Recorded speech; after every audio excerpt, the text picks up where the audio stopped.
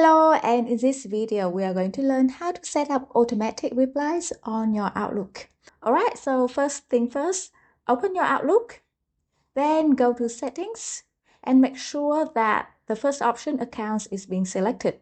Now, go to the second column and select the second option, Automatic Replies.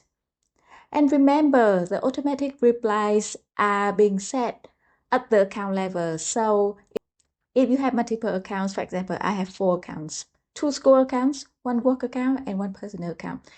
So in this case, I could need to individually apply the automatic replies for each individual account.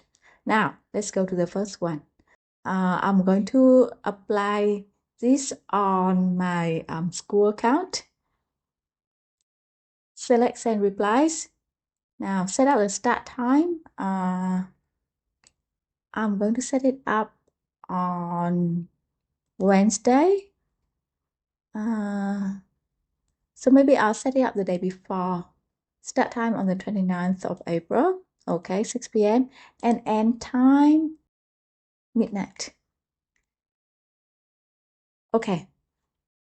All right. Now, once the start time and end time details are being added, there are a few options that comes with automatic replies. If you are using the latest version of Outlook, automatic replies also come with a few more options. For example, you can block your calendar, or in this case, I'll check this one, decline and cancel my meeting during this period.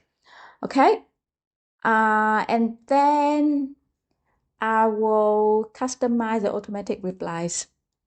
All right. Click Save, and that is done. Now, but remember, the automatic replies are only applied per account level. So if you have multiple accounts, make sure that you go to each account individually and then set up the automatic replies for each of them. Okay. So this is the second one. 29 and okay. Save. Now, some of you might be asking, all right, so I click on this, but the automatic replies are not supported for some particular accounts.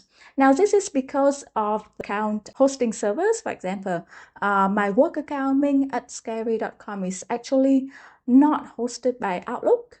It's actually a Gmail account. In this case, you cannot set up automatic replies within Outlook. You will have to go to the web version of Gmail and then set it up there individually. Alright, so I hope you found this video useful. That's it for now. Happy learning and see you in the next video.